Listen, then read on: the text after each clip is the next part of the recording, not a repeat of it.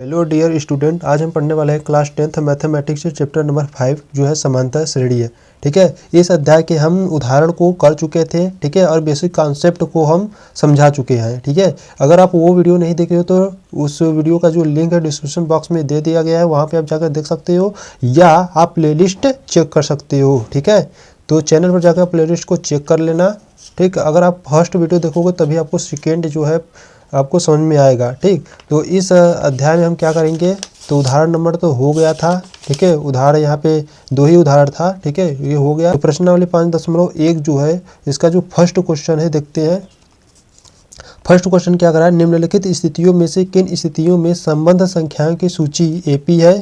ठीक है, यानी कि आपको क्या बताना है कि यह समांतर श्रेणी है कि नहीं और क्यों, मतलब कि आपको कारण भी बताना है क्यों है वो। ठीक है, तो फर्स्ट वाला देखिए, फर्स्ट में आपका 4 क्वेश्चन है। ठीक है, तो फर्स्ट का पहला देखिए, प्रत्येक किलोमीटर के बाद का टैक्सी का किराया, ठीक है, जबकि प्रथम किलोमीटर के लिए किराया 15 रुपये है और प्रत्येक अतिरिक्त किलोमीटर के लिए किराया 8 रुपये है।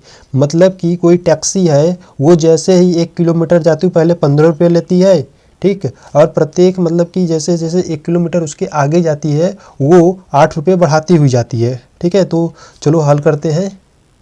ठीक है, तो प्रश्न में आपको देखिए, मान लीजिए ये कोई आपका सड़क है। ठीक है, ये सड़क है, इस पर एक गाड़ी है। ठीक है, ये एक टैक्सी गाड़ी है। ये क्या हो रहा है ना कि ये टैक्सी जो है वो प्रथम किलोमीटर के लिए वो कितना ले रहा है, 15 रुपये। यानी कि मान लीजिए यहाँ से यहाँ तक 1 किलोमीटर है। ठीक है, यहाँ से यहाँ तक कितना है, 1 किलोमीटर है और यहाँ पे 2 किलोमीटर और यहाँ पे 3 है और मान लीजिए यहाँ पे 4 है। ठीक है, इस प्रकार से है। तो यहाँ से टैक्सी स्टार्ट हुई, 1 किलोमीटर जैसे गया उसने 15 रुपये लिया। ठीक है, अब 15 रुपये लिए तो यहाँ से फिर क्या टैक्सी का जो क्या था कि अब यहाँ से अब जैसे दूसरे किलोमीटर के लिए आगे बढ़ेगा वो 8 रुपये बढ़ा देगा।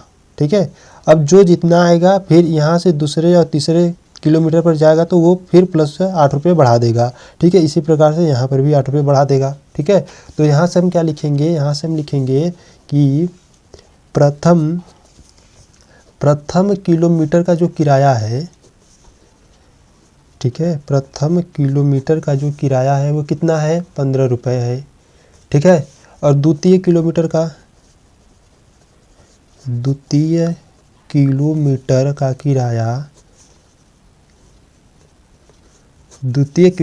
जो किराया है वो 15 रुपये था। आप देखो पहले तो 15 रुपये था, अब दूसरे के लिए 15 में प्लस 8 को जोड़ना होगा तो कितना हो जाएगा, 23 रुपये हो जाएगा। ठीक है,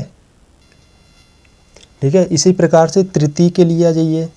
तो तृतीय के लिए भी क्या होगा, तृतीय के लिए क्या हो जाएगा कि आपको 23 था, अब प्लस इसमें 8 रुपये जोड़ दे रहा है। अब 23 8 कितना हो जाएगा, 31 हो जाएगा, तो 31 रुपये हो जाएगा। ठीक है, यानी कि यहाँ से एक चीज़ आपको मिल जा रहा है, यहाँ से आपको एपी मिल रहा है। ठीक है, तो आप यहाँ पे लिखोगे कि एपी, मान लो आपको क्या मिला, एपी मिला, पहले 15 रुपये था। ठीक, फिर जैसे 1 किलोमीटर गया 23 रुपये हो गया, फिर 1 किलोमीटर गया 31 रुपये हो गया, फिर इसी प्रकार से जाएगा। ठीक है, तो यहाँ से आपको एक एपी यानी कि समांतर श्रेणी मिल जाता है। अब इसी समांतर श्रेणी में आपको देखना क्या यह एक समांतर श्रेणी है कि नहीं। ठीक है, तो कैसे देखते हैं, अगर सर्वांतर, ठीक है, अगर सर्वांतर जो होता है, सर्वांतर अगर समान आ जाता है, ठीक है, तब वो एक एपी यानी कि समांतर श्रेणी होता है। अगर सर्वांतर समान नहीं आएगा तो एक समांतर श्रेणी नहीं होगा। तो चलो चेक करते हैं। तो यहाँ से हम क्या करेंगे, यहाँ से मान लीजिए D1 निकालते हैं। D1 कैसे निकालेंगे, तो D कैसे निकालते हैं, A2 - A1। देखिए पार्ट 1 में यानी कि जहाँ उदाहरण हम जिस वीडियो में बताएं उसमें क्या हुआ था कि पूरा बेसिक कॉन्सेप्ट बता दिया गया है। ठीक है, तो यहाँ पे हम डायरेक्टली करेंगे। ठीक है, तो यहाँ पे भी समझ में आ जाएगा। ठीक है, ज़्यादा मतलब कठिन है नहीं, बहुत ही सरल होते हैं ये चैप्टर है। ठीक है, तो यहाँ से D इक्वल टू यानी कि जो सर्वांतर का सूत्र होता है ना, ये होता है D इक्वल टू होता है A2 - A1 यानी कि second term minus first term. ठीक है, द्वितीय पद में से पहले पद को घटाया जाता है। ठीक है, तो यहाँ से देखिए द्वितीय पद क्या है, 23 है, तो 23 माइनस पहला पद क्या है, 15, तो 15 घटाओगे तो कितना आ जाएगा, यहाँ से 8 आ जाएगा। ठीक है, अब इसी प्रकार से मान लीजिए G2 अंतराल हम निकाल रहे हैं, तो यहाँ से A3 - A2। ठीक है, तो A3 क्या है, 31 है, माइनस A2 क्या है, 23 है, और घटाओगे तो कितना आ जाएगा, 8 आ जाएगा। यानी कि इसका जो सर्वांतर है ना, जो कि यहाँ से हम लिख सकते हैं इसका जो सर्वांतर है क्या है, समान है। ठीक है, सर्वांतर समान है, इसीलिए यह क्या, यह एक क्या है, समांतर श्रेणी है, समांतर श्रेणी है। ठीक है, या इसी समांतर श्रेणी को हम क्या कहते हैं, ए पी कहते हैं। ठीक, एक यह ए पी है। ठीक, तो ये आपका प्रश्न फर्स्ट आपका मतलब कि आपका पहला का पहला ये कंप्लीट हुआ। ठीक, तो कुछ नहीं था, एक आपका टैक्सी था, वो क्या था 1 किलोमीटर जा रहा तो 15 रुपये ले रहा था, जैसे ही 1 किलोमीटर और जा रहा था 8 रुपये बढ़ाते जा रहा था। ठीक है, तो यहाँ से हम क्या कर लिए, प्रथम किलोमीटर का किराया 15 रुपये, द्वितीय किलोमीटर का किराया करेंगे तो 15 में प्लस 8 जोड़ देंगे तो 23 हो जाएगा। इसी प्रकार तृतीय का निकालोगे तो अब जो 23 आ जाएगा उसमें 8 जोड़ दोगे तो 31 हो जाएगा। ठीक है, अभी ये जो मिल रहा है हमें एक एपी के रूप में मिल रहा है, यानी कि समांतर श्रेणी के रूप में मिल रहा है। तो यहाँ से एपी बना लिए। अब समांतर श्रेणी है कि नहीं अब चेक करने के लिए हम यहाँ पे सर्वांतर दिखा दे रहे हैं। ठीक है, सर्वांतर सूत्र लगा दिए यहाँ पे, तो d1 इक्वल टू यहाँ से जो सूत्र होते हैं ये सब लगा के देख लिए। तो यहाँ पे जो इसका अंतराल है यानी कि सर्वांतर जो है वो क्या है, समान है। तो यहाँ से हम कह सकते हैं अगर सर्वांतर समान है तो ये क्या है, समांतर श्रेणी है। ठीक है, तो चलो क्वेश्चन नंबर फर्स्ट का सेकेंड देख लेते हैं।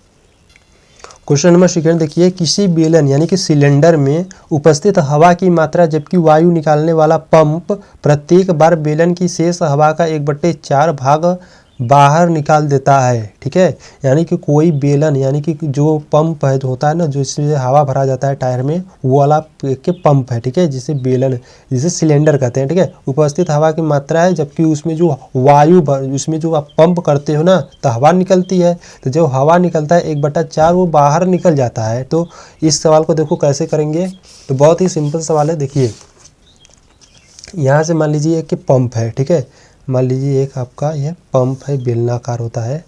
ठीक, ये मान लीजिए एक पंप है। ठीक, और यहाँ से हवा निकाल रहे हैं हम लोग।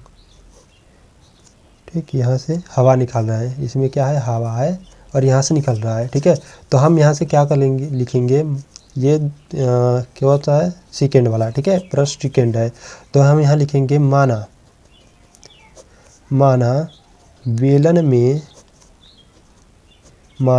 बेलन में जो हवा की मात्रा है, माना बेलन में हवा की मात्रा कितना, 1 है। ठीक है, हम मान लेते हैं कि बेलन ये जो है इसमें हवा की मात्रा कितना है, 1 है। तो हम यहाँ से कह सकते हैं जो A1 है वो क्या है, 1 है। ठीक है, तो प्रश्नानुसार चलते हैं। ठीक है, प्रश्नानुसार अब हवा जो निकल रहा था, कितना हवा निकला, अब हवा कितना निकला, इसमें से हवा निकला 1/4 हवा निकला ना। तो जो ये जिसमें इसकी मात्रा थी, पहले वाली जो मात्रा है उसमें इसका क्या करेंगे, गुणा कराएंगे। तो 1/4 थी, तो यहाँ से जब करेंगे तो यहाँ पहले वाला देखिए क्या था, 1 था, गुणे 1/4 तो कितना आ जाएगा, अगर 1 का गुणा करोगे तो क्या आ जाएगा, 1/4 आ जाएगा। ठीक है, तो यहाँ से A2 निकालोगे, जब A2 निकालोगे तो आप लिखोगे दूसरा टर्म क्या होगा, ये वाला होगा। ठीक है, तो 1 माइनस ये जो आया है 1/4, अब यहाँ से करोगे हल से कितना आ जाएगा, 4 एकम 4 में से 1 जाएगा तो कितना आ जाएगा, 3/4। ठीक है, तो यहाँ से जो है A2 कितना आ गया, 3/4 आ गया। ठीक, तो A2 क्या हो गया, 3/4 आ गया। तो फिर हवा निकालते हैं। ठीक है, मान लीजिए फिर हवा निकला। अब फिर हवा निकला तो भाई साहब हवा कितना निकल रहा था, 1/4 निकल रहा था। ठीक है, तब 1/4 निकला तो जो ये पहले वाला था उसमें आपका गुणा करना होगा। तो मान लीजिए गुणा करते हैं, 3/4 गुणे 1/4 तो कितना आ जाएगा यहाँ पे, 3/16। ठीक है, तो A3 क्या होगा, A3 तो सेकेंड टर्म आपका क्या था, सेकेंड टर्म आपका था 3/4, पहले 3/4 था, अब ये जो है ठीक है 3/16, इसे हल करोगे तो कितना आ जाएगा आपका, जो थर्ड टर्म आ जाएगा 3/4। जब इसका मान लीजिए यहाँ पे हम लसा ले लेते हैं 16 का। ठीक है, तो यहाँ तो देखिए 4 चौका 16, 4 3 12। ठीक, फिर माइनस 16 कम 16 और यहाँ पे 3, तो 12 में से 3 जाएगा तो कितना आ जाएगा, 9/16। ठीक है, तो यहाँ से जो A3 है वो कितना आ गया, 9/16। ठीक है, तो यहाँ से आप कह सकते हो जिसे आपको मिल गया A1 कितना मिल गया आपको, A1 था 1 ठीक है। A2 कितना मिल गया, A2 मिल गया आपको 3/4। A3 कितना मिल गया, A3 मिल गया 9/16। ठीक है। अब यहाँ पर हम इन सभी का क्या निकालेंगे, जैसे AP यहाँ पे AP लिख देता हूँ, ठीक है, ज़्यादा अच्छा रहेगा, AP के रूप में लिख देता हूँ। ठीक है। अब इनका क्या निकालेंगे, सर्वांतर निकालेंगे। तो सर्वांतर निकालने के लिए हम D = A2 - A1 करते हैं। तो यहाँ से D = A2 3/4 माइनस A1 1, तो निकालो 4 एकम 4, 4 में से 3 जाएगा, कितना हो जाएगा, माइनस का 1/4 हुआ। ठीक है। सेकेंड के लिए भी निकाल लेते हैं, D = A3 - A2। ठीक है। तो D = A3 यहाँ पे क्या है, A3 है 9/16 माइनस 3/4। ठीक है। इसे हल करो, लसा ले लेते हैं 16 का। ठीक है। तो 16 9 एकम 9, और यहाँ से 4 चौक का 16, 4 हुआ, 4 3 12। हल करोगे कितना आ जाएगा, देखिए यहाँ से आ जाएगा माइनस का कितना आ जाएगा, माइनस का 3/16। ठीक है। कितना आ गया, माइनस का 3/16। तो यहाँ से हम कह सकते हैं कि D जो है सर्वांतर, मान लीजिए D1 = नॉट D2। ठीक है। ये आपका D1 है, ये आप मान लीजिए D2 निकाले हो। ठीक है।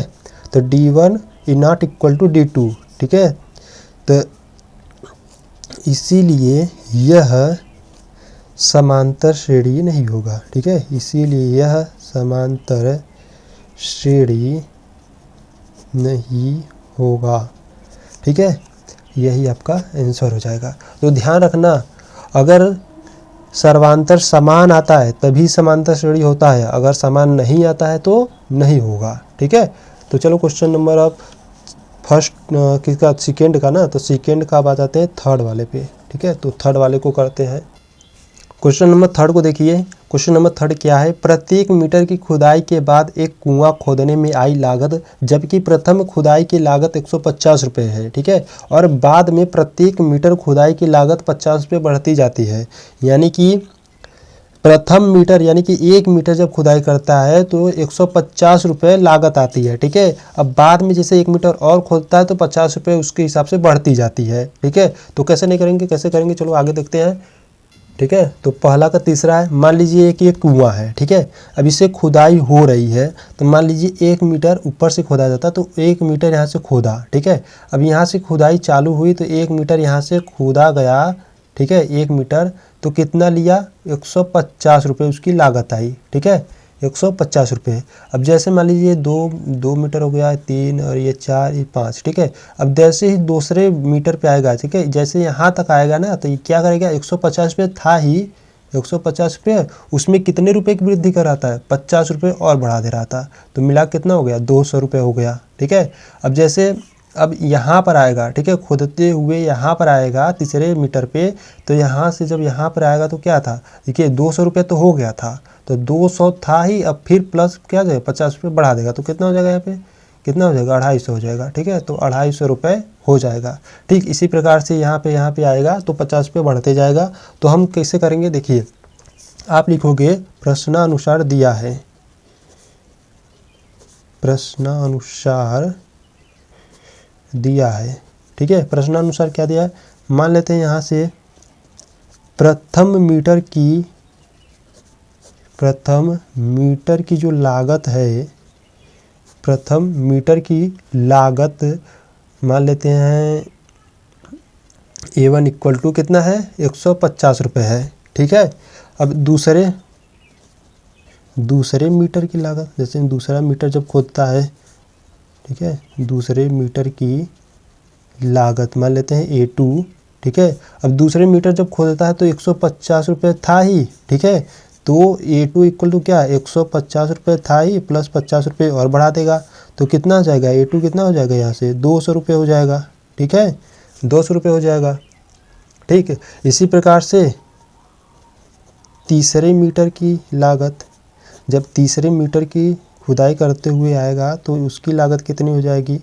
अब तीसरे मीटर की लागत यानी कि मान लीजिए A3 देखिए 200 तो हो गया तो दूसरे मीटर तक, तो यहाँ से 200 रुपये था ही और 50 रुपये और बढ़ा दिया, तो कितना हो गया, 250 रुपये। ठीक है। समझ में आया, 250 रुपये हो गया। तो इसी प्रकार से अब चौथे के लिए जाओगे तो कितना हो जाएगा, मान लेते चौथे के लिए भी देख लेते हैं। ठीक है। चौथे के लिए अगर हम लागत की बात करें तो A4, ठीक है, A4 कितना था, 250 था ही, प्लस 50 रुपये और बढ़ा देगा, कितना हो जाएगा, 300 रुपये हो जाएगा यहाँ से, ठीक है। तो यानी से हम यहाँ कह सकते हैं हमको यहाँ से एक AP के रूप में मिल रहा है। देखिए पहले कितना था, 150 रुपये था, ठीक है। अब दूसरे मीटर पे आया, जब दूसरे मीटर पे आया तो 50 रुपये बढ़ा दिया, यानी कि 200 हो गया। फिर 50 रुपये और बढ़ा दिया तो कितना हो गया, 250 हो गया। फिर 50 रुपये और बढ़ा दिया तो कितना हो गया, 300 हो गया। यानी कि यह लगातार चलते रहेगा जितने मीटर वो खोदेगा, ठीक है। तो हम यहाँ से अब सर्वांतर निकालेंगे, अगर समान रहेगा, ठीक है, तब यह क्या होगा, एक समांतर श्रेणी होगी, अगर नहीं होगा तो नहीं होगी, ठीक है, सिंपल सी बात। तो यहाँ से हम मान लेते हैं D निकालते हैं, D A2 माइनस A1। अब A2 माइनस A1 है तो A2 यहाँ पे क्या है, A2 है 200 रुपये माइनस A1 150 रुपये, घटाओगे तो कितना, 200 में से 150 जाएगा तो कितना, 50 रुपये बच्चा, ठीक है। इसी प्रकार सेकेंड के लिए देखते हैं, A3 माइनस A2, A3 कितना है, 250 रुपये माइनस A2 200 रुपये, घटाओगे तो 50 रुपये, ठीक है। इसी प्रकार एक और देख लेते हैं, A4 minus A3 equal to A4 कितना है, A4 है 300 रुपये माइनस A3 कितना है, 250 रुपये, घटाओगे तो कितना आ जाएगा, 50 रुपये, ठीक है। यानी कि ये जो सर्वांतर है वो क्या समान आ रही है।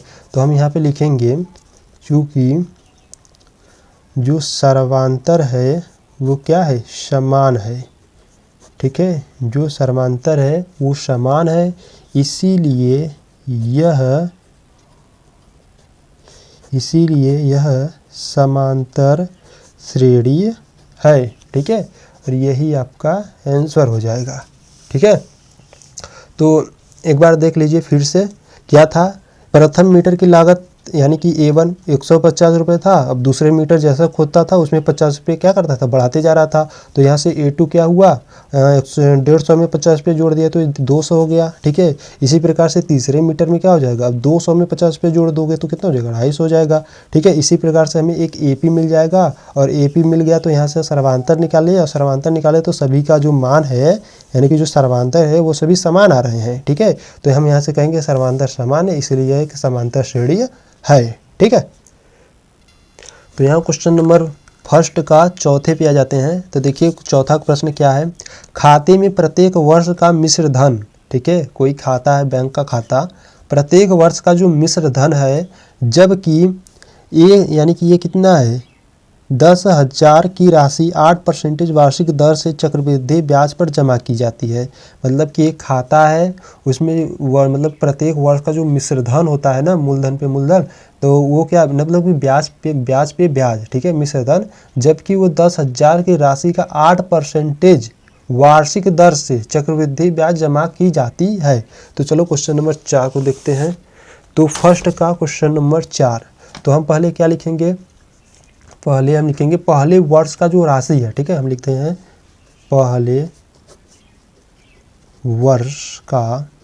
पहले वर्ष का राशि, ठीक है। अब पहले वर्ष का जो राशि हम मान लीजिए उसे A1 से प्रदर्शित कर रहे हैं, ठीक है, वो कितना है, 10,000 है, ठीक, 10,000 है। और दर हमको कितना दिया था, दर, ठीक है, दर कितना था, 8%, ठीक।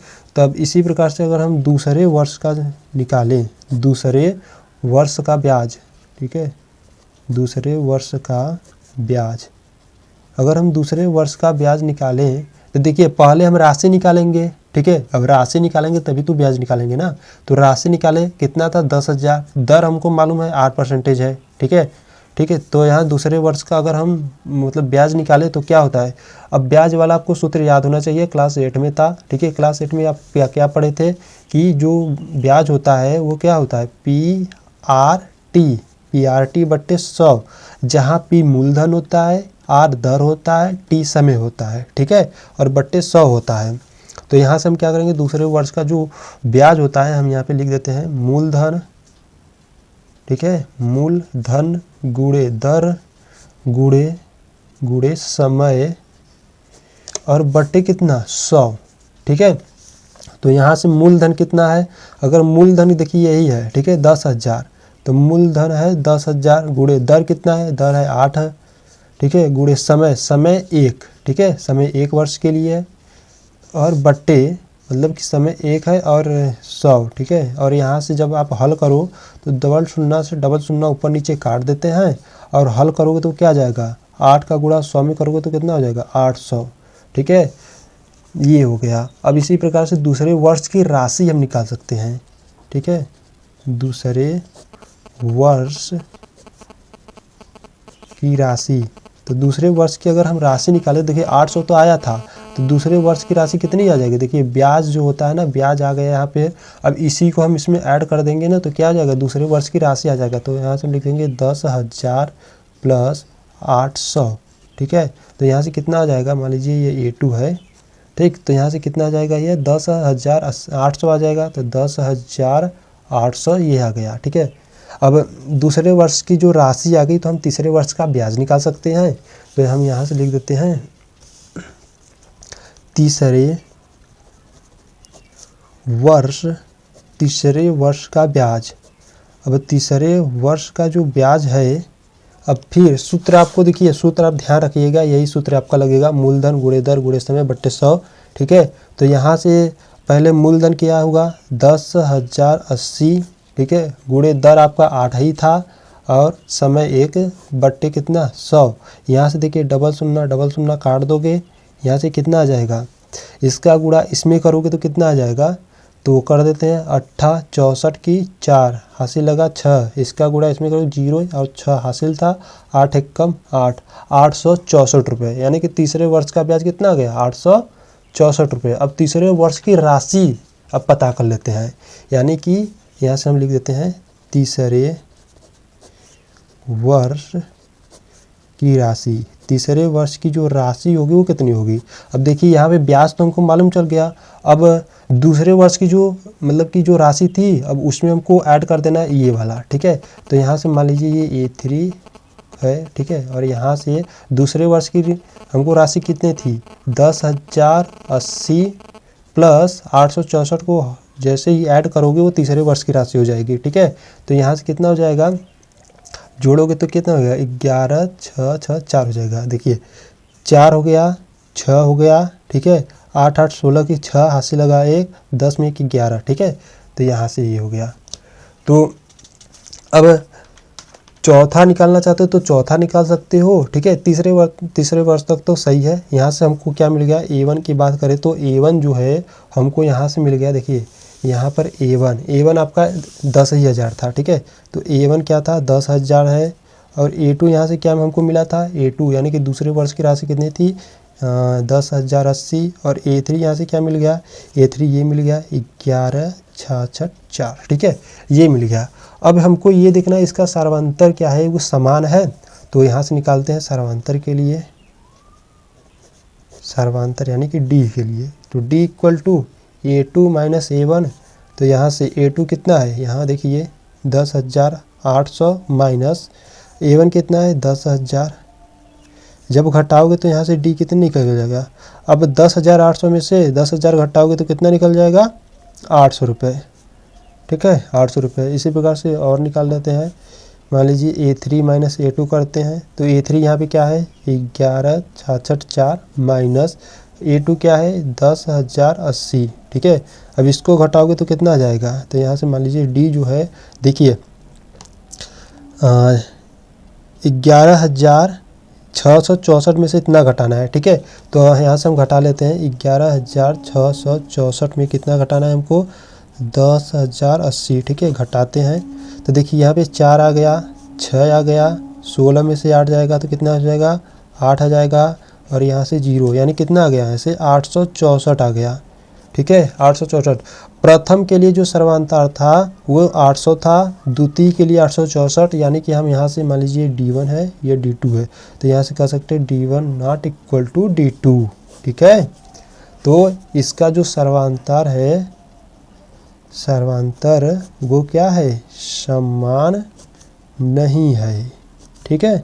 अब जो सर्वांतर समान नहीं है तो इसीलिए यह AP यानी कि ये समांतर श्रेणी नहीं है, ठीक। तो एक बार फिर से देख लीजिए प्रश्न को, ज़्यादा इम्पोर्टेंट नहीं है प्रश्न, पर ये आपके बुक में है तो ये तो हल तो करना ही पड़ेगा, ठीक है। देखिए आपको पहले क्या था, पहले वर्ष की राशि आपको लिख लेनी है जो आपको प्रश्न में दिया था 10,000 और दर भी आपको दिया था 8%। अब दूसरे वर्ष का ब्याज यानी कि जैसे 1 साल बीता, अब ब्याज यानी कि कितना हुआ, कितना पैसा बढ़ा, ठीक है। तो ब्याज का हम सूत्र जानते हैं, मूलधन गुणे दर गुणे समय बट्टे 100, ठीक है। तो यहाँ से हम मूलधन आपको दिया ही था, ठीक है। आपका मूलधन कितना था 10,000 रुपये, गुणे 8 गुणे 1 बट्टे 100, दर कितना था 8 तो 8 है, ठीक है। तो यहाँ से 800 रुपये यानी कि 1 साल में आपका जो ब्याज है वो कितना 800 रुपये बढ़ गया, ठीक है। इसी प्रकार से अब दूसरे वर्ष की पूरी राशि कितनी होगी, यानी कि देखिए 1 साल में 800 रुपये बढ़ा, ठीक है। अब दूसरे वर्ष में मतलब कि आपकी पूरी अब कितना रुपया हो जाएगा, जब 800 रुपये और 10,000 उनको जोड़ोगे तो अब दूसरे वर्ष की राशि हो जाएगी, ठीक है। अब दूसरे वर्ष, अब तीसरे वर्ष का ब्याज कितना हो जाएगा, तो इतना आपका देखिए अब ये मूलधन हो जाएगा, ठीक है। यही आपको ध्यान देना है।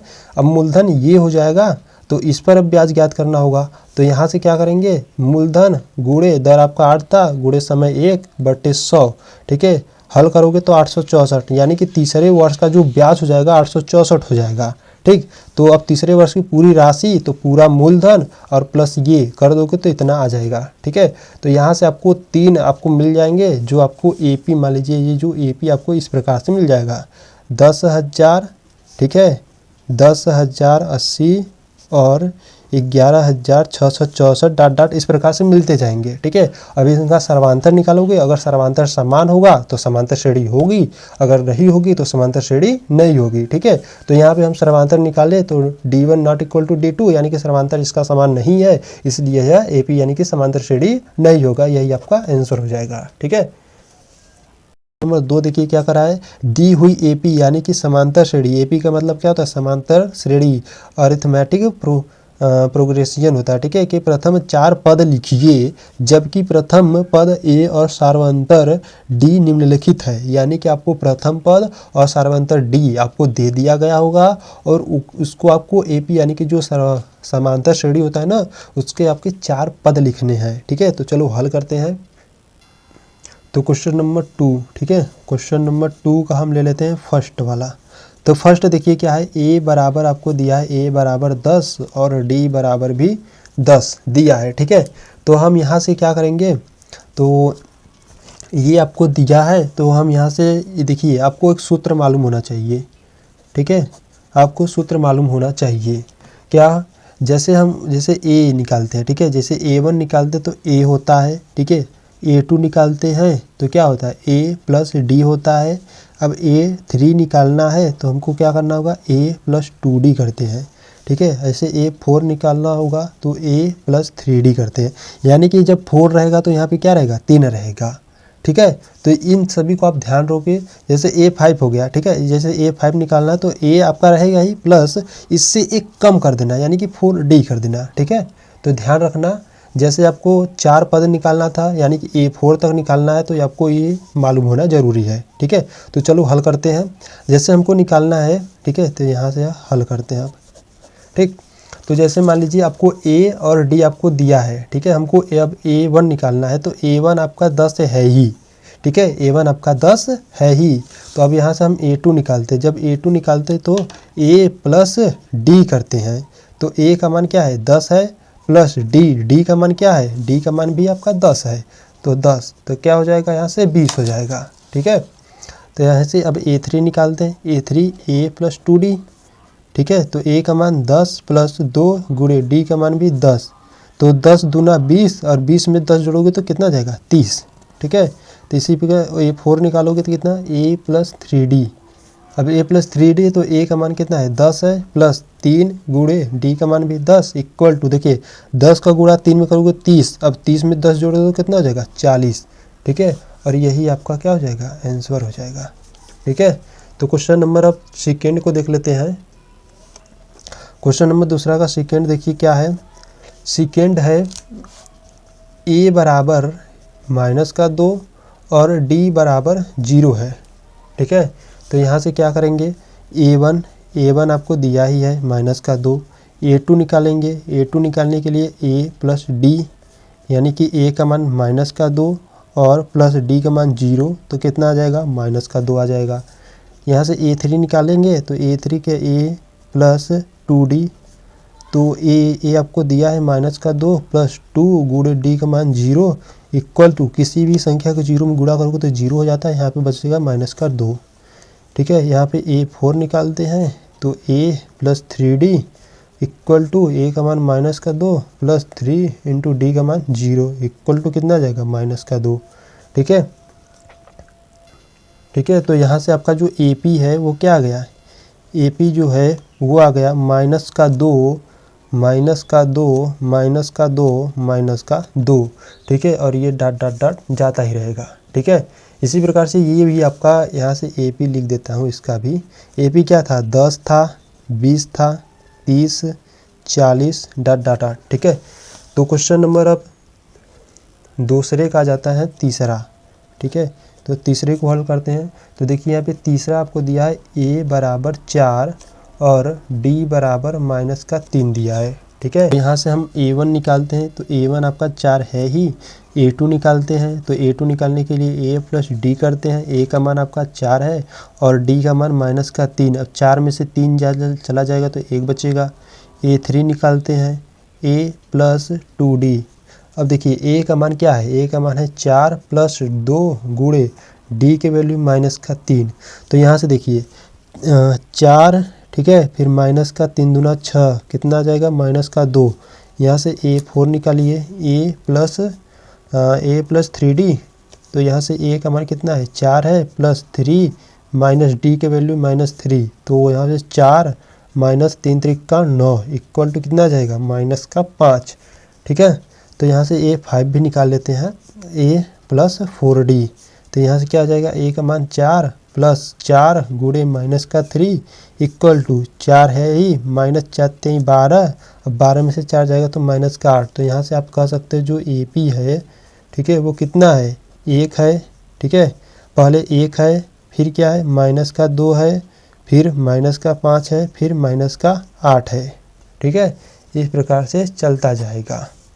और यहाँ पे देखिए पहले आपका था 4, तो आप लिखोगे 4 1 -2 -5 -8 इस प्रकार से। ठीक है, क्वेश्चन नंबर 2 का 4th आ जाते हैं। क्वेश्चन नंबर 2 का IV यानी कि 4th नंबर आपको दिया है A इक्वल टू -1 और D इक्वल टू 1/2। ठीक है, तो इसके 4 पद ज्ञात करते हैं। तो देखिए यहाँ से अगर हम A1 की बात करें तो -1 है ही। ठीक है, तो A2 की बात करते हैं तो A प्लस D कितना आ जाएगा, देखिए A का मान -1, ठीक है, फिर प्लस D के वैल्यू 1/2। यहाँ से जब हल करोगे तो कितना आ जाएगा, 2 1 कम 2 -2 में से 1 जाएगा तो -1/2 आ जाएगा। ठीक है, यहाँ से A3 निकालते हैं, A प्लस 2D। ठीक है, तो A प्लस 2D, तो A की वैल्यू -1 प्लस 2 गुणे D की वैल्यू 1/2। 2 से 2 कैंसिल आउट हो गया, कितना बचेगा, देखिए यहाँ से -1 प्लस यहाँ से 1 बचेगा, यहाँ से 0 आ जाएगा। ठीक है, A4 निकालते हैं तो A4 कैसे निकलेगा, A plus 3D equal to A की वैल्यू कितनी है, -1 प्लस 3 इंटू D की वैल्यू कितनी, 1/2 इक्वल टू -1 प्लस 3 का गुणा 1/2 में करोगे तो कितना आ जाएगा, 3/2। इसे हल करो, 2 1 कम 2 -2, और यहाँ से जब घटाओगे तो कितना आ जाएगा, 3 में से 2 जाएगा, 1/2 आ जाएगा। ठीक है, यहाँ से A5 भी निकाल लेते हैं। ठीक है, A प्लस 4D। तो A की वैल्यू कितनी है, -1 प्लस 4 गुणे D की वैल्यू 1/2। 2 1 कम 2 2 दूनी 4, कितना आ गया, -1 प्लस 2 इक्वल टू 1। ठीक है, तो यानी कि आप कह सकते हो कि यहाँ से जो AP है वो कितना है, -1 -1/2 है, 0 है, 1/2 है, 1 है, इस प्रकार से है। ठीक है, AP है। ठीक, तो क्वेश्चन नंबर 2 का लास्ट क्वेश्चन आ जाता है जो 5वां है। ठीक है, तो ये आपका जो दिया है A इक्वल टू दिया है -1.25 और D इक्वल टू दिया है -0.25। तो क्वेश्चन नंबर लास्ट देखिए ये कैसे होगा। देखिए यहाँ पर A1 अगर बात करें तो A1 आपके पास है -1.25। ठीक है, A2 बात करें तो A2 क्या होगा, A प्लस D। ठीक है, जहाँ A की वैल्यू क्या है, -1.25। ठीक है, फिर प्लस D की वैल्यू कितनी है, 0.25। ठीक है, तो इसे हल करते हैं तो यहाँ से क्या आ जाएगा, देखिए -1.25, ठीक है, और ये माइनस है, ठीक है। तो माइनस प्लस यहाँ पे माइनस हो जाएगा 0.25, तो यानी कि A2 जो है, तो देखिए यहाँ से हो जाएगा, अगर इसे हल करें 1.25 है ही और 0.25, ठीक है। तो यहाँ से हम उसको ऐड कर देते हैं, तो 5 5 10, हाथ में आया 1, 2 2 4 1 5, ठीक है। और यहाँ 0.1 यानी कि क्या आ गया, यहाँ से आ गया माइनस का 1.50, ठीक है, माइनस का 1.50। अगर A3 की बात करें तो A3 A प्लस 2D, तो A की वैल्यू कितनी है, माइनस की 1.25, ठीक है, प्लस 2 गुणे D की वैल्यू कितनी है, माइनस का 0.25, ठीक है। तो इसे हल करते हैं, तो A3 इक्वल टू माइनस का 1.25, ठीक है। इसका जब हम गुणा करेंगे तो माइनस का, देखिए अभी इसका हम इसमें गुणा करेंगे तो कितना आ जाएगा, 2 25 दूना हो जाएगा 50, यानी कि 0.50, ठीक है। अब इसे ऐड करोगे तो कितना आ जाएगा, तो इसे ऐड करते हैं, कितना है, माइनस का 1.25 और यहाँ पे 0.50, तो यहाँ से आ गया 5 5 2 7.1, यानी कि माइनस का कितना, माइनस का 1.75, ठीक है। यहाँ से A4 निकालते हैं, A4, तो A4 निकालने के लिए क्या होगा, A प्लस 3D, ठीक है, A plus 3D equal to A की वैल्यू कितनी है, माइनस का 1.25, ठीक है, फिर प्लस 3 इंटू D की वैल्यू कितनी है, D की वैल्यू है माइनस का 0.25, ठीक है। तो यहाँ से A4 जो होगा, यहाँ से माइनस 1.25, ठीक है, इनका गुणा इसमें कराओगे तो कितना हो जाएगा, देखिए 25 3 होता है 75, तो माइनस 0.75, ठीक है। तो A4 इसे ऐड करोगे तो कितना आ जाएगा, ऐड करो तो यहाँ पे देखिए 1.25, ठीक है, 0.75, जब ऐड करोगे दोनों माइनस में है तो 5 5 10 के 0, हाथ में आया 1, 7 2 9 1 10, 0 से ही लगा 1, ठीक है, 1 और 2 माइनस का, यानी कि यहाँ से कितना आ गया, माइनस का 2.0, ठीक है। तो यानी कि जो है यहाँ का AP होगा, जो AP होगा A1, ठीक है, A1 क्या है, माइनस 1.25, ठीक है। फिर क्या A2 कितना था, माइनस का 1.50, A3 क्या था, माइनस का 1.75, ठीक है। फिर A4 क्या था, A4 था माइनस का 2.0, ठीक है। और यही आपका आंसर हो जाएगा, ठीक है। तो प्रश्न 3 को देखते हैं। प्रश्न नंबर 3 क्या करा है, निम्नलिखित में से प्रत्येक AP के लिए प्रथम पद तथा सार्वअंतर लिखिए, मतलब कि आपको पहला पद बताना है और जो अंतराल है वो आपको बताना है, ठीक है। तो चलो प्रश्न नंबर 3, ठीक है, प्रश्न नंबर 3 का हम फर्स्ट वाला देखते हैं। तो यहाँ पे आपको फर्स्ट इस प्रकार से दिया है, क्या है, 3 है, फिर 1 है, फिर -1 है, फिर -3 है, फिर डॉट डॉट डॉट, इस प्रकार से है, ठीक है।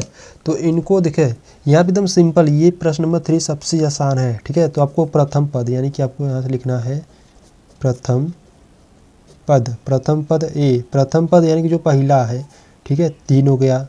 अब सार्वंतर की बात करें, ठीक है, सार्वंतर यानी कि D, तो D कैसे निकलता है, A2 माइनस A1, ठीक है। तो D इक्वल टू A2 की वैल्यू क्या है, देखो A2 है 1 माइनस A1 क्या है 3, ठीक है। जब घटाओगे तो यहाँ से क्या आ जाएगा, D इक्वल टू कितना आ जाएगा, माइनस का 2, और यही आंसर, ठीक है, पहला समाप्त हुआ, ठीक है। तो सेकेंड वाला देखिए, सेकेंड है -5, फिर -1 3 7 डॉट डॉट डॉट, ठीक है।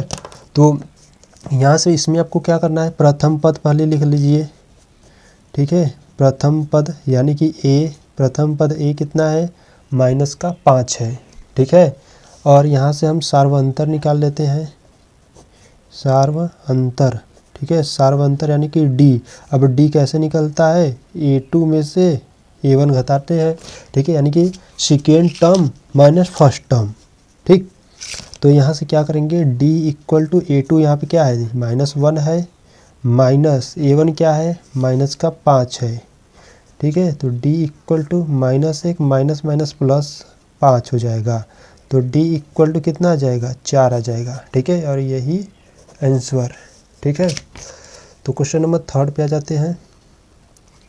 थर्ड है 1/3, 5/3, 9/3, 13/3, ठीक है, फिर डॉट डॉट।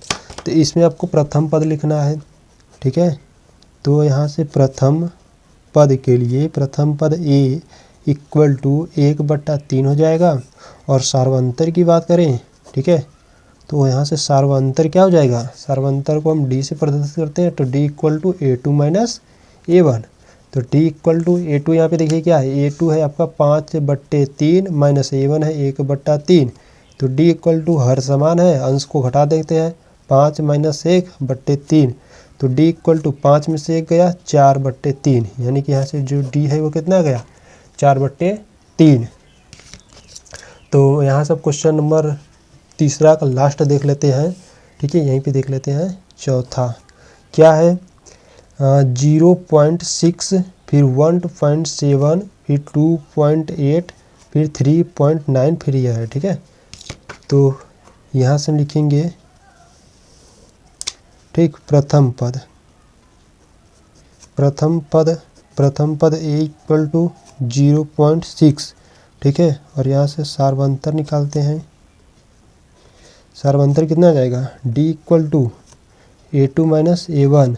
तो d इक्वल टू a2 है 1.7 माइनस a1 है 0.6, ठीक है। तो यहाँ से घटा देते हैं, देखिए 7 में से 6 जाएगा 1, यानी कि 1.1, यही आपका क्या आ जाएगा, सार्वंतर आ जाएगा, ये आंसर, ठीक है। तो आई होप आपको क्वेश्चन नंबर 3 का सभी प्रश्न आपको समझ में आया होगा, ठीक है। क्वेश्चन नंबर 4 देखिए क्या करा है, निम्नलिखित में से कौन कौन एपी यानी कि समांतर श्रेणी में है। यदि कोई एपी है यानी कोई समांतर श्रेणी है तो इसका सार्वअंतर ज्ञात कीजिए और इसके 3 और पद लिखिए। मतलब कि आपको इस सभी प्रश्न दिए गए हैं, ये आपको बताना है कि कौन कौन इसमें मतलब कि समांतर श्रेणी है, ठीक है, और कौन नहीं है। अगर है तो इनके 3 पद और लिखने हैं, ठीक है। तो हम आपको बता चुके हैं कि समांतर श्रेणी कैसे पहचानते हैं। जब उसमें देखिए सार्वंतर अगर समान होता है, ठीक है, सार्वंतर समान होता है तो वो एक समांतर श्रेणी कहलाता है। अगर सार्वंतर समान नहीं होता है तो एक समांतर श्रेणी नहीं होता है, ठीक है। तो क्वेश्चन नंबर 4 का फर्स्ट वाला देखते हैं। फर्स्ट वाला क्या है, 2 है 4 है 8 16, ठीक है, और डॉट डॉट डॉट इस प्रकार से है। तो फर्स्ट को देखते हैं। तो देखिए, तो यहाँ से आपको a बराबर आपको दिया है 2, ठीक है। तो यहाँ से आपको a1 बराबर क्या दिया है, 2 दिया है, और a2 इक्वल टू क्या दिया है, 4 दिया है, और a3 इक्वल टू आपको दिया है 8 दिया है, और a4 इक्वल टू आपको 16 दिया है, ठीक है। इस प्रकार से आपको दिया है, ठीक। तो हम यहाँ पे चेक करने वाले क्या मतलब कि सर्वांतर है, ठीक है।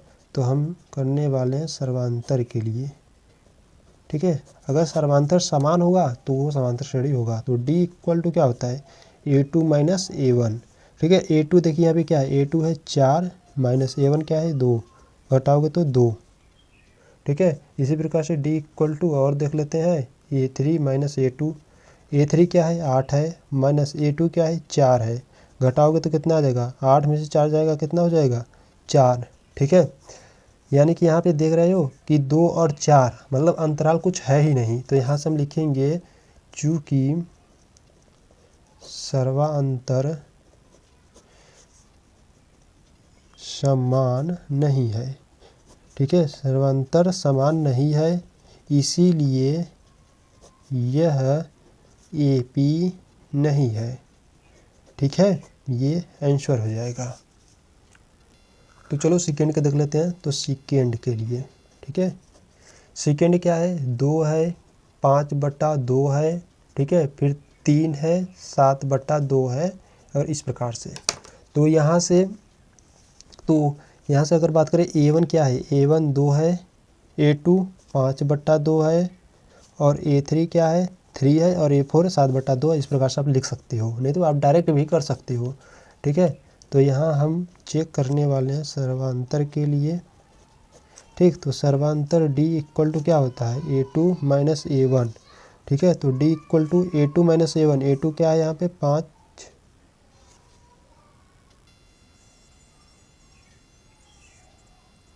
ठीक है। तो यहाँ से a2 क्या है 5/2 माइनस a1 क्या है 2, तो इसे हल कीजिए, 2 दूनी 4, और 5 में से 4 जाएगा कितना बचेगा 1/2, ठीक है। और यहाँ से एक और चेक कर लेते हैं A3 माइनस A2, ठीक। A3 क्या है, A3 है 3 माइनस A2 क्या है 5/2। इसे भी हम चेक कर लेते हैं। तो 3 दूना 6, 6 में से 5 जाएगा 1/2, यानी कि सर्वांतर जो है वो क्या आ रहे हैं, समान आ रहे हैं, ठीक है। तो यहाँ से हम लिखेंगे जो सर्वांतर है वो क्या है, समान है। अब सर्वांतर जब समान होता है तो इसीलिए यह AP है, ठीक है, यह AP है। अब जब AP है तो इसके 3 और पद ज्ञात कर लेते हैं। तो देखिए यहाँ पे 4 पद और तो दे दिए थे, तो 3 और पद ज्ञात करते हैं। तो हम यहाँ पे लिखते हैं A5 के लिए। A5 के लिए किस प्रकार से, देखिए A4 में आप D जोड़ दीजिए, ठीक है। तो A4 आपका कितना था 7/2 और 2 जोड़ दीजिए, मतलब कि D यानी कि अंतराल कितना आया है 2, जोड़ेंगे तो कितना आ जाएगा 7 1 8/2, काटोगे तो 4, यानी कि कितना आ गया 4। यहाँ से A6 के लिए देख लीजिए, तो A5 प्लस D कर दो। तो A5 क्या आया था 4 आया था, प्लस D का वैल्यू कितना था 1/2, हल करोगे 4 दूना 8 1 9, 9/2। A7 के लिए A6 प्लस D कर दो। A6 कितना था 9/2 प्लस 1/2, हल करोगे कितना आ जाएगा 10/2, 2 से काटोगे तो 5, यानी कि कितना आ गया 5 आ गया, ठीक है, ठीक है। तो क्वेश्चन नंबर 4 का दूसरा क्वेश्चन कंप्लीट हुआ और यही आपका क्या होगा, आंसर हो जाएगा, ठीक। तो क्वेश्चन नंबर 3 की तरफ चलते। तो क्वेश्चन नंबर 3 देखिए, इस कुछ इस प्रकार से -1/2, -3/2, -5/2 और -7/2, ठीक है। तो इसमें हम सर्वांतर निकालते हैं, ठीक है। तो सर्वांतर, ठीक है, सर्वांतर D equal to A2 minus A1। देखिए अब डायरेक्ट कर रहे हैं, अब आपको इतना आइडिया हो गया होगा कि A1 कौन है, A2 कौन है, A3 कौन है, A4 कौन है, ठीक है। अब इतना आइडिया तो हो ही गया होगा, ठीक है। तो A2 माइनस A1, तो D इक्वल टू A2 की वैल्यू कितनी है -3/2, मतलब कि 3.1, सॉरी 3.2 है, ठीक है। 3/2 नहीं है, 3.2 है, ठीक है। फिर माइनस A1 की वैल्यू क्या है, देखिए माइनस पहले से ही है और इसमें भी माइनस है, तो -1.2, ठीक है। तो यहाँ से हल करते हैं। तो D इक्वल टू माइनस का 3.2, फिर माइनस माइनस प्लस 1.2। तो यहाँ से D इक्वल टू, देखिए 2 2 दोनों में है, तो 3 में से 1 गया, यहाँ पे कितना रहेगा -2, ठीक है। और निकाल लेते हैं अंतराल। तो D equal to A3 minus A2, ठीक। तो A3 यहाँ पे क्या है माइनस का 5.2 माइनस A2 क्या है 3.2। तो ध्यान दीजिएगा ये इसके साथ भी माइनस है, तो इसे कोष्टक में रख दीजिए। यहाँ देखिए माइनस का 5.2 माइनस माइनस मिलकर प्लस और 3.2, ठीक है। तो यहाँ से डी देखिए 5.2 में से 3.2 जब हटाओगे तो यहाँ पे क्या बचेगा -2, ठीक है। तो यहाँ से जो सर्वांतर है, ठीक है, यहाँ जो सर्वांतर है वो क्या है, समान है। अब जब सर्वांतर समान होता है तो इसीलिए यह AP है, ठीक है, यानी कि समांतर श्रेणी है। अब समांतर श्रेणी है तो इसके अगले 3 पद के लिए देख लीजिए। तो यहाँ से 4 तो देता है, 4 तो दिया है, अब 5 के लिए देख लेते हैं। तो A4 प्लस D कर देते हैं। तो A4 की वैल्यू क्या है -7.2 -2 इसका मान है, तो यहाँ से क्या हो जाएगा, तो 7 2 9, यानी कि 9.2, वो भी माइनस में है, ठीक है। तो आगे फिर ले लेते हैं A6 के लिए ले लेते हैं। तो यहाँ से हो जाएगा A5 plus D equal to A5 की वैल्यू कितनी थी -9.2 और माइनस D की वैल्यू -2, ठीक है। तो कितना हो जाएगा -11.2। A7 की वैल्यू देख लीजिए। तो A6 प्लस D कर दीजिए यहाँ पे। तो यहाँ पे क्या हो जाएगा A6 की वैल्यू कितनी है -11.2 और -2, कितना हो जाएगा -13.2। ये आपका आंसर हो जाएगा, ठीक है। तो क्वेश्चन नंबर 4 को देखते हैं। क्वेश्चन नंबर 4 है -10 -6 -2 और 2, ठीक है। तो इसका पहले हम क्या करते हैं, सर्वांतर निकाल लेते हैं, ठीक। तो सर्वांतर निकालने के लिए D इक्वल टू, यहाँ से हम क्या करेंगे A2 माइनस A1, ठीक है। तो D इक्वल टू A2 का मान क्या है -6 माइनस है ही, और A1 का मान है -10, ठीक है। तो D इक्वल टू कितना -6 माइनस माइनस प्लस 10 हो जाएगा। ठीक है, तो डी इक्वल टू यहाँ पे कितना आ जाएगा, 10 में से 6 गया 4 आ जाएगा। ठीक, इसी प्रकार से और निकाल लेते हैं। तो D equal to A3 minus A2 के लिए। ठीक है, तो डी इक्वल टू A3 देखिए यहाँ पे कितना है, माइनस का 2 है। ठीक है, माइनस A2 माइनस का 6 है। तो डी इक्वल टू माइनस का 2 माइनस माइनस प्लस 6 है। तो डी इक्वल टू यहाँ पे क्या आ गया, 4 आ गया। यानी इसका जो सर्वांतर है वो क्या, मतलब कि समान आ रहा है। ठीक है, तो यहाँ से हम क्या कर सकते हैं कि चूँकि सर्वांतर समान है, सर्वांतर समान है, इसीलिए यह AP है। ठीक है, इसीलिए यह AP है। तो इसका अगला 3 पद निकाल लेते हैं। तो 4 तक तो दिया है, तो 5वां निकाल लेते हैं। तो A5 इक्वल टू क्या करेंगे यहाँ पे, A4 में हम प्लस D कर देंगे। ठीक है, तो A5 निकलेगा। तो A4 कितना है, A4 आपके पास 2 है, प्लस D कितना करोगे, D का मान क्या आ रहा था, 4 आ रहा था, 4। तो A5 निकल जाएगा 6। ठीक है, तो यहाँ से A6 से निकालते हैं। तो A5 प्लस D कर देते हैं। ठीक है, तो A5 हमारे पास 6 है, प्लस D 4, तो इक्वल टू कितना हो जाएगा, 10। A7 निकालते हैं। तो A6 plus D equal to, A6 क्या है, 10 है, प्लस D के मान कितना है, 4 है। तो 10 और 4 कितना हो जाएगा, 10 और 4 14 हो जाएगा। ठीक है, तो ये आपका आंसर हो जाएगा। ठीक, तो क्वेश्चन नंबर 5 को देखते हैं। क्वेश्चन नंबर 5 क्या कर रहा है, यहाँ पे है 3। ठीक है, 3 है, फिर 3 प्लस करड़ी में 2, फिर 3 प्लस 2 करड़ी में 2। ठीक है, और 3 प्लस 3 करड़ी में 2। ठीक है, तो यहाँ से हम सर्वांतर निकालते हैं। सभी सवाल में एक ही जैसा है। ठीक है, सभी सवाल सिंपल हैं। ठीक है, तो सर्वांतर के लिए A2 माइनस A1। ठीक है, देखिए सभी में एक ही तरह हो रहा है। तो D इक्वल टू A2 का मान कितना है, 3 प्लस करड़ी में 2 माइनस A1 का मान इतना है। ठीक है, तो D इक्वल टू कितना आ जाएगा, 3 और 3 प्लस माइनस से कैंसिल आउट हो जाएंगे, बचेगा क्या, करड़ी में 2। ठीक है, तो D का मान कितना आ गया, करड़ी में 2। और एक देख लेते हैं, D equal to 3 minus A2। ठीक है, तो D इक्वल टू A3 का मान देखिए, A3 का मान है 3 प्लस 2 करड़ी में 2। ठीक है, तो 3 प्लस 2 करड़ी में 2 माइनस A2 का मान कितना था, A2 का मान है 3। देखिए यहाँ पे कोष्टक लगाएंगे। ठीक है, माइनस है तो कोष्टक लगाओगे, यहाँ 3 प्लस करड़ी में 2। तो यहाँ से D का मान कितना आ जाएगा, 3 प्लस 2 करड़ी में 2, माइनस को अंदर भेजेंगे, माइनस 3 माइनस करड़ी में 2। ठीक है, तो यहाँ से क्या होगा, देखिए ये 3 और ये 3 कैंसिल आउट हो जाएंगे, और बचेगा क्या, D इक्वल टू, देखिए 2 करड़ी में 2 में से 1 करड़ी में 2 घट रहा है, तो बचेगा क्या, करड़ी में 2 बचेगा। ठीक है, तो ये आंसर हो जाएगा। यानी कि यहाँ पे जो सर्वांतर है वो क्या, समान आ रहे हैं। तो हम यहाँ से कह सकते हैं कि चूँकि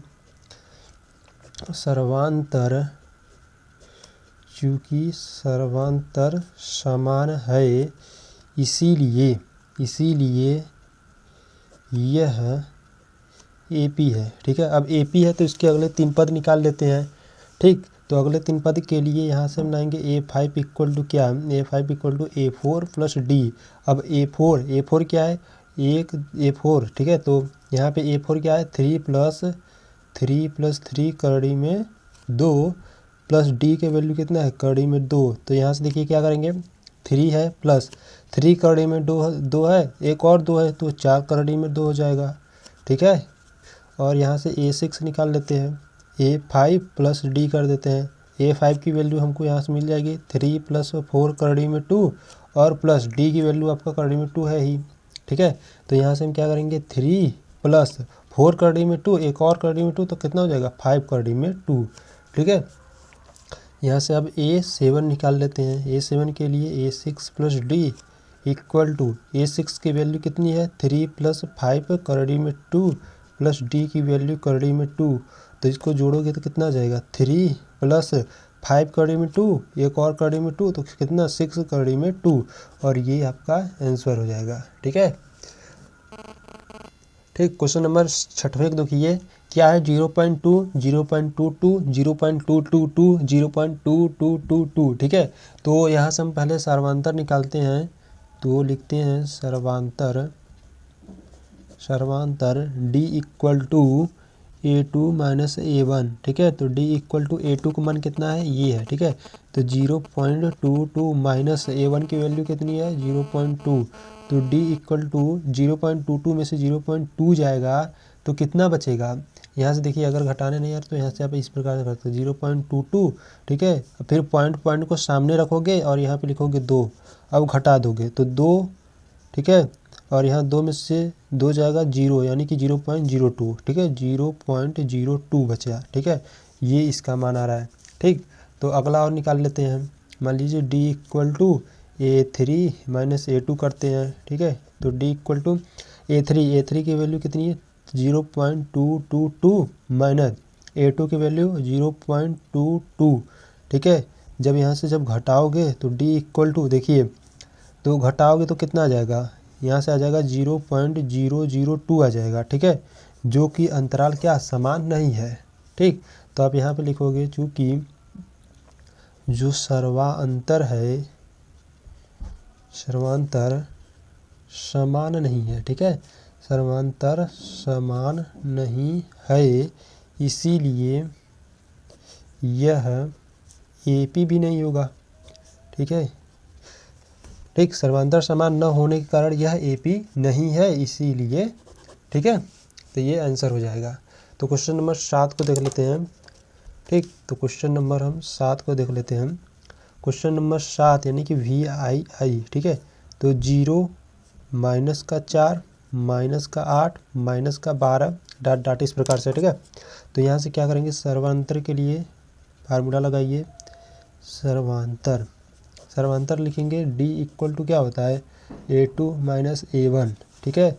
तो यहाँ पे A2 की वैल्यू क्या है, माइनस का 4, तो D इक्वल टू माइनस का 4 और माइनस A1 की वैल्यू 0 है, ठीक है। तो D इक्वल टू माइनस का 4 आ जाएगा, ठीक। इसी प्रकार से और देख लेते हैं, D equal to A3 minus A2, तो D इक्वल टू A3 की वैल्यू कितनी है, माइनस का 8 और माइनस A2 की वैल्यू कितनी है, माइनस का 4। D इक्वल टू माइनस का 8 माइनस माइनस प्लस 4 हो जाएगा और यहाँ से घटाओगे तो कितना आ जाएगा, माइनस का 4 आ जाएगा, ठीक है। यानी कि सर्वांतर क्या आ रहा है, समान आ रहा है, ठीक है। तो आप लिखोगे चूँकि जो इसका सर्वांतर है, ठीक है, सर्वांतर समान है, ठीक है, सर्वांतर समान है, इसीलिए यह AP है, ठीक है। इसीलिए क्या, यह AP होगा। तो इसके अगले 3 पद को देख लेते हैं। तो A5 निकालेंगे, A5 के लिए A4 प्लस D करेंगे, ठीक है। A4 की वैल्यू कितनी है, माइनस की 12 और प्लस D, यानी कि D का मान रखेंगे माइनस का 4, ठीक है। कितना जाएगा, माइनस का 16, ठीक। अब A6 निकाल देते हैं यहीं से, A6 से वैल्यू क्या हो जाएगी, A5 plus D equal to A5 की वैल्यू देखिए यहाँ पे माइनस का 16 है, तो माइनस का 16 और D की वैल्यू माइनस का 4 इक्वल टू कितना हो जाएगा, माइनस का 20। A7 निकाल देते हैं। A7 के लिए देखिए, A6 प्लस D हो जाएगा और A6 की वैल्यू है माइनस की 20 और प्लस और D की वैल्यू माइनस का 4, कितना हो जाएगा, माइनस का 24, ठीक है। और यही आंसर हो जाएगा, ठीक। तो क्वेश्चन नंबर 8 की ओर आते हैं। क्वेश्चन नंबर 8, ठीक है, VII, ठीक है। क्या है, -1/2 है, फिर क्या है, फिर -1/2 है, यानी कि सभी -1/2 ही है, ठीक है, -1/2 है, फिर डॉट डॉट डॉट इस प्रकार से है, ठीक। तो चलो हल करते हैं। पहले हम सर्वांतर निकाल देंगे। सर्वांतर क्या होता है, D इक्वल टू फार्मूला, आपको देखो या फार्मूला आपको बार बार लिखना है, ठीक है, तभी आपको याद रहेगा, नहीं तो बाद में भूल जाओगे। तो D equal to A2 minus A1, तो D इक्वल टू A2 की वैल्यू क्या है, A2 की सभी का मान एक ही है, तो A2 की वैल्यू क्या हो जाए, माइनस का 1/2 माइनस, ठीक है, A1 की वैल्यू क्या है, माइनस का 1/2। तो D इक्वल टू माइनस का 1/2 minus minus plus 1/2, plus minus से क्या हो जाएगी, कैंसिल आउट, तो D इक्वल टू क्या आ गया, 0, ठीक है। और देख लेते हैं, D इक्वल टू मान लेते हैं यहाँ से A3 माइनस A2 के लिए। तो D इक्वल टू A3 की वैल्यू कितनी है, माइनस का 1/2, फिर माइनस का 1/2, इसका भी मान है। तो D इक्वल टू माइनस का 1/2 माइनस माइनस प्लस 1/2, ठीक है। D इक्वल टू 0, यानी कि सभी का मान क्या आ रहा है, समान आ रहा है। तो हम यहाँ से लिखेंगे चूँकि सर्वांतर क्या है, यहाँ से सर्वांतर समान है। ठीक है, सर्वांतर समान है, इसीलिए यह AP है। ठीक, इसलिए यह क्या है, AP है। तो इसके अगले 3 पद को देख लेते हैं। A5 equal to A4 plus D। ठीक है, A4 की वैल्यू -1/2 और प्लस D की वैल्यू 0, तो कितना आ जाएगा, -1/2। ठीक, A5 पे हो गया। A6 के लिए देख लेते हैं। तो A5 plus D equal to A5 की वैल्यू क्या है, -1/2 और D का मान कितना है, 0, कितना आ जाएगा, -1/2। A7 की वैल्यू देख लेते हैं। A6 plus D। ठीक है, तो इक्वल टू A6 की वैल्यू कितनी, -1/2 और D का मान 0, कितना आ गया, -1/2, और यही आंसर है। ठीक है, ठीक। तो क्वेश्चन नंबर 9 की ओर आते हैं। ठीक, क्वेश्चन नंबर 9 IX। तो क्या है, 1 है, 3 है, 9 है, 27 है, फिर डॉट डॉट डॉट। ठीक है, तो यहाँ से हम सर्वांतर निकालेंगे। देखिए सभी प्रश्न एक ही जैसा हो रहा है। ठीक है, यही प्रैक्टिस है, अगर आप प्रैक्टिस कर रहे रहोगे ना तो आगे परेशानी नहीं होगी। ठीक है, तो D equal to A2 - A1 करते हैं। तो D इक्वल टू A2 का मान यहाँ पे 3 है, -1, तो D इक्वल टू 3 में से 1 गया, कितना बचेगा, 2। ठीक है, और देख लेते हैं। D equal to A3 - A2 करते हैं। तो D इक्वल टू A3 का मान कितना है, 9, माइनस A2 का मान कितना है, 3, तो D इक्वल टू 9 में से 3 गया, 6, जो कि बराबर नहीं है। ठीक है, तो हम यहाँ से कहेंगे चूँकि सर्वांतर समान नहीं है। ठीक है, सर्वांतर समान नहीं है, इसीलिए यह AP नहीं होगा। ठीक है, इसीलिए यह AP नहीं होगा। क्वेश्चन नंबर 10 पे आते हैं। क्वेश्चन नंबर 10 है, देखिए यहाँ पे A है, फिर 2A है, फिर 3A है, फिर 4A है। ठीक है, डॉट डॉट डॉट तक है। ठीक है, तो यहाँ से हम निकालते हैं सर्वांतर D equal to A2 - A1। ठीक है, तो D इक्वल टू A2 की वैल्यू क्या है, 2A है, और -A1 की वैल्यू A है। तो D इक्वल टू 2A में से एक A गया, तो एक A बचा। ठीक है, और देख लेते हैं D equal to A3 - A2। ठीक है, तो यहाँ से क्या करेंगे, D इक्वल टू A3 की वैल्यू कितनी है, 3A है, माइनस A2 की वैल्यू 2A है। ठीक है, तो यहाँ से D इक्वल टू 3A में से 2A गया A, यानी कि इसका जो सर्वांतर है क्या है, समान है। तो हम यहाँ पे लिखेंगे चूँकि सर्वांतर समान है। ठीक है, सर्वांतर समान है, इसीलिए यह AP यानी कि समांतर श्रेणी है। तो इसके अगले 3 पद को और देख लेते हैं। तो A4 तक तो दिया ही था। A5 को देखते हैं। A5 इक्वल टू कितना, A4 प्लस D। अब A4 की वैल्यू कितनी है, A4 की वैल्यू यहाँ पे A4 की वैल्यू 4A है, प्लस D की वैल्यू A कितनी हो जाएगी, 5A हो जाएगी। A6 की वैल्यू देखते हैं। तो A6 की वैल्यू A5 प्लस D। तो A5 की वैल्यू कितनी थी, 5A, प्लस D की वैल्यू A, मिला दोगे तो कितना, 6A। A7 की वैल्यू कितनी है, देखिए A6 प्लस D। ठीक है, तो A6 की वैल्यू कितनी है, 6A, प्लस D की value A equal to 7A, और यही आंसर हो जाएगा। ठीक, तो क्वेश्चन नंबर 11वां देख लेते हैं। क्वेश्चन नंबर 11वां है, A है, फिर क्या है, A स्क्वायर है, फिर A क्यूब है, फिर A के घाते 4 है, डॉट डॉट डॉट। ठीक है, तो यहाँ से क्या करेंगे, सर्वांतर निकालेंगे। सर्वप्रथम सर्वांतर के लिए D equal to A2 - A1। ठीक, तो A2 - A1 करोगे तो D इक्वल टू A2 की वैल्यू है A स्क्वायर, माइनस A1 की वैल्यू क्या है, A। तो यहाँ से कुछ कॉमन यानी कि वेनिश हो रहा है, A यहाँ से कॉमन लोगे तो क्या बचेगा, A - 1 बचेगा। ठीक है, तो ये होगा। अब यहाँ से देखिए क्या करेंगे, अब यहाँ से दूसरे के लिए देख लेते हैं।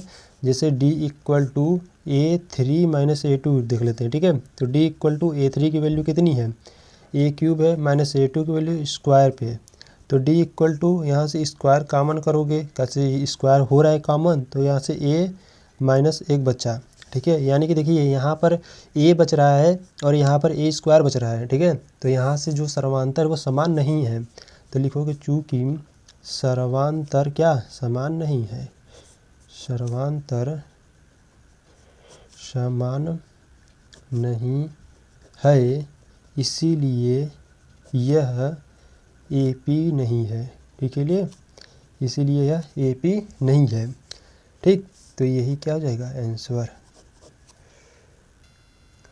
क्वेश्चन नंबर 12 देखते हैं, XII। ठीक है, क्वेश्चन नंबर 12 क्या कर रहा है, करड़ी में 2 है, ठीक है, फिर करड़ी में 8 है, फिर करड़ी में 18, फिर करड़ी में 32। ठीक, इतना है। तो यहाँ से देखते हैं, तो लिखेंगे पहले सर्वांतर के लिए, सर्वांतर D = A2 - A1। ठीक है, तो D = A2 की वैल्यू क्या है, A2 की वैल्यू है करड़ी में 8, फिर माइनस A1 की वैल्यू करड़ी में 2। ठीक है, तो यहाँ से क्या करते हैं, ठीक इतनी ही रहने दो। ठीक है, तो यहाँ से अब अगले के लिए देख लेते हैं, D = A3 - A2। ठीक है, तो D = A3 की वैल्यू क्या है, करड़ी में 18 माइनस A2 की वैल्यू करड़ी में 8 है। ठीक है, तो D = यहाँ पे कुछ कॉमन हो रहा है। ठीक है, तो ध्यान से देखिए, अगर हम कहें कि करड़ी के 18 को हम किस प्रकार से लिख सकते हैं, करड़ी 18 को हम किस प्रकार, देखिए इस प्रकार से लिख सकते हैं।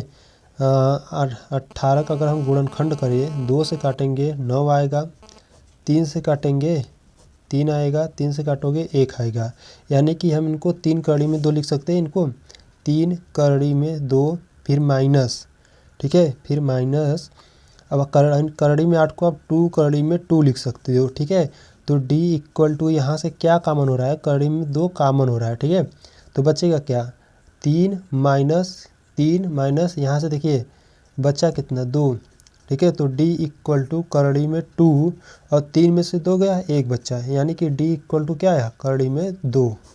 ठीक है, तो यहाँ से देखिए इसमें भी हम कॉमन कर सकते हैं, यानी कि D = इसको 2 करड़ी में 2 लिख देते हैं, माइनस करड़ी में 2 है। ठीक है, तो D = यहाँ से करड़ी में 2 हम कॉमन कर लेते हैं, यहाँ बच्चा 2 माइनस यहाँ 1 बच्चा, तो D = करड़ी में 2, यहाँ 2 में से 1 गया 1, यानी कि D = करड़ी में 2, यानी कि यहाँ पे सर्वांतर है। ठीक है, समान मान रहे हैं इसलिए सर्वांतर है। ठीक, तो इसके क्या करते हैं, अगले 3 पद को देख लेते हैं। तो आप लिख दोगे, यहाँ लिखोगे चूँकि सर्वांतर समान है, ठीक है, इसीलिए यह AP है। ठीक है, इसीलिए यह AP है। ठीक, तो इसके अगले 3 पद को देख लेते हैं, जैसे A5 = A4 + D, तो A4 की वैल्यू है करड़ी में 32 प्लस D की वैल्यू कितना है, करड़ी में 2।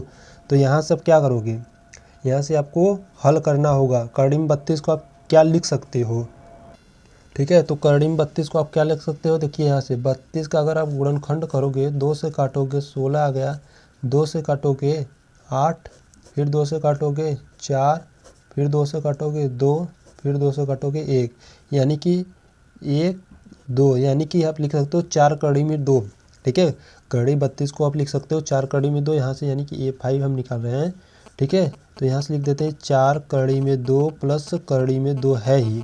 ठीक है, तो यहाँ से हम क्या करते हैं ना कि करड़ी में 2, देखिए 4 करड़ी में 2 प्लस एक और करड़ी में 2, तो यहाँ से क्या हो जाएगा 5 करड़ी में 2। ठीक है, ये A5 निकला है।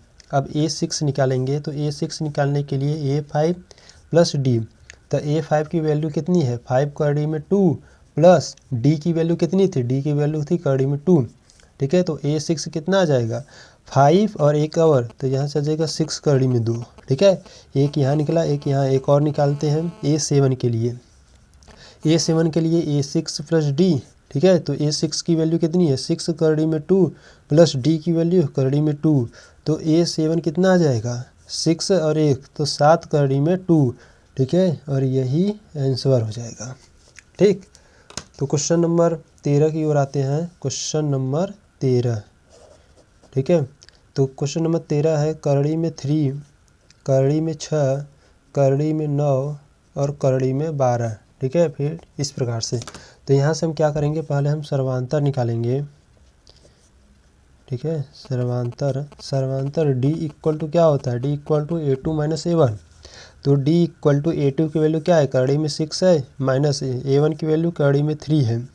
ठीक, तो यहाँ से हम डी इक्वल टू, देखिए यहाँ से कुछ हो नहीं सकता, ठीक है, तो यहाँ इसको यहीं पे रहने देते हैं, ठीक है, यहीं पे रहने देते हैं।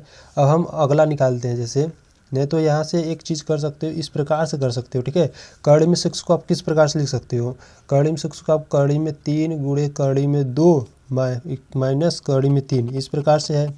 करड़ी में 6 को आप यहाँ पे देखिए, करड़ी में 6 को आप इस प्रकार से लिख सकते हो, करड़ी में 3 इंटू करड़ी में 2, जब गुणा करोगे तो करड़ी में 6 ही आएगा ना। तो यहाँ से आप करड़ी में 3 को कॉमन कर लीजिए, करड़ी में 3 कॉमन करोगे तो क्या बचेगा, करड़ी में 2 माइनस 1 बचेगा, ठीक है। ठीक, ये वाला सही है। अब अगले के लिए भी देख लेते हैं, जैसे हम यहाँ पे लिख लेते हैं D equal to A3 minus A2 करते हैं, ठीक है। तो डी इक्वल टू A3 की वैल्यू कितनी है, करड़ी में 9, माइनस A2 की वैल्यू कितनी है, करड़ी में 6। तो डी इक्वल टू 9 को हमें क्या लिख सकता हूँ, 3 लिख सकता हूँ, माइनस करड़ी में 6। यानी कि यहाँ से हम कह सकते हैं कि देखिए यहाँ से कुछ कॉमन नहीं हो रहा है। अगर आप कॉमन करना चाहो, ठीक है, मान लीजिए इसे मैं कॉमन करने के लिए इसे तोड़ता हूँ, ठीक है। जैसे मान लीजिए डी इक्वल टू हम 9 को क्या लिख सकते हैं, 9 को लिख सकते हैं करड़ी में 3 इंटू करड़ी में 3 लिख सकते हैं, माइनस इसको क्या लिख सकते हैं, करड़ी में 3 इंटू करड़ी में 2 लिख सकते हैं, ठीक है। तो यहाँ डी इक्वल टू मैं यहाँ से क्या कॉमन करूँ, करड़ी में 3 कॉमन कर ले रहा हूँ, ठीक है। तो यहाँ पे क्या बचेगा, करड़ी में 3 माइनस करड़ी में 2 बच जा रहा है, ठीक है, जो कि इक्वल नहीं है। तो हम यहाँ पे लिखेंगे कि चूँकि जो सर्वांतर है वो क्या समान नहीं है, ठीक है, सर्वांतर समान नहीं है, इसीलिए यह AP नहीं होगा, ठीक है, इसीलिए यह AP नहीं होगा, ये आंसर हो जाएगा। ठीक, तो क्वेश्चन नंबर 14 की ओर आते हैं। तो क्वेश्चन नंबर 14 को देखते हैं, यहाँ से हम लिखें, ठीक है। देखिए क्या है, 1 के स्क्वायर, 3 के स्क्वायर, 5 के स्क्वायर, 7 के स्क्वायर, ठीक है। तो यहाँ से हम सर्वांतर निकाल लेते हैं। सर्वांतर की बात करें तो D equal to A2 minus A1, ठीक है। तो डी इक्वल टू A2 की वैल्यू क्या है, 3 के स्क्वायर, फिर माइनस A1 की वैल्यू 1 के स्क्वायर है, ठीक है। अगर इसे हल करोगे तो 3 के स्क्वायर कितना है, 9 होता है, और 1 के स्क्वायर 1 ही होता है। तो यहाँ से डी की वैल्यू कितनी आ जाएगी, 8 आ जाएगी, ठीक है। तो यहाँ से एक और देख लेते हैं, ठीक है, एक और निकालते हैं। मान लीजिए यहाँ पे देख लीजिए डी इक्वल टू A3 में से A2 घटाते हैं अब, ठीक है। तो डी इक्वल टू A3 यहाँ पे कितना है, 5 का स्क्वायर, माइनस A2 क्या है, A2 है 3 का स्क्वायर, ठीक है। तो डी इक्वल टू 5 के स्क्वायर हो जाएगा 25, माइनस 3 के स्क्वायर कितना हो जाएगा 9। तो डी इक्वल टू अगर 25 में से 9 घटाओगे तो 16 आ जा रहा है, ठीक है, जो कि हमारा समान नहीं है। तो आप लिखोगे यहाँ पे चूँकि जो सर्वांतर है, ठीक है, जो सर्वांतर है वो समान नहीं है, ठीक है, समान नहीं है, इसीलिए यह AP नहीं होगा, ठीक, इसीलिए यह AP नहीं होगा, और यही आंसर हो जाएगा। ठीक, तो इस प्रश्नावली एकदम लास्ट सवाल आते हैं, देखते हैं, ठीक है, एकदम चौथा, एकदम लास्ट सवाल जो है 15वां, XV, ठीक है। तो XV क्या है, यहाँ पे देखिए 1 के स्क्वायर है, फिर 5 के स्क्वायर है, फिर 7 स्क्वायर, फिर 73 है, ठीक है। आप लोग की किताब में दिया है 73, उसको आप 7 का क्यूब ना मत बनाना, ठीक है, यहाँ पे 73 होगा, ठीक। तो बहुत लोग स्टूडेंट कंफ्यूज हो जाते हैं, सोचते हैं कि ये 73 नहीं है, 7 के खाते 3 है, ठीक है। तो आप कंफ्यूज मत होइए, ये 73 सही लिखा है, ठीक है। तो यहाँ से क्या करेंगे, सर्वांतर निकालेंगे। तो सर्वांतर D equal to A2 minus A1। तो डी इक्वल टू A2 की वैल्यू क्या है यहाँ पर, 5 के स्क्वायर, माइनस A1 की वैल्यू 1 के स्क्वायर। तो डी इक्वल टू 5 का होता है 25, 1 का 1, तो डी इक्वल टू 25 में से 1 जाएगा, कितना बचेगा, 24, ठीक है। और निकालते हैं D equal to A3 minus A2, ठीक है। तो D equal to A3 minus A2, तो A3 की वैल्यू क्या है, 7 स्क्वायर, और माइनस A2 की वैल्यू 5 के स्क्वायर, ठीक है। तो डी इक्वल टू 7 का होता है 49, माइनस 5 का होता है 25, ठीक है। ठीक है। तब यहाँ पे जब घटाओगे तो डी इक्वल टू देखिए 9 में से 5 गया 4, 2 में से 2 गया 2, तो यहाँ से भी 24 आ जा रहा है। ठीक है। अगर एक और देखना चाहते हो देख लीजिए, D equal to A4 minus A3। ठीक है। तो डी इक्वल टू A4 की वैल्यू कितनी है 73 है, माइनस A3 की वैल्यू कितनी है 7 के स्क्वायर। तो डी इक्वल टू 73 माइनस 7 के स्क्वायर कितना होता है 49 होता है। तो डी इक्वल टू घटाओगे 13 में से 9 जाएगा। ठीक है। तो 4 बचेगा और यहाँ 6 में से 4 जाएगा 2 बचेगा। ठीक है। यानी कि जो सर्वांतर है वो क्या है समान है। तो हम लिखेंगे सर्वांतर समान, तो सर्वांतर समान है।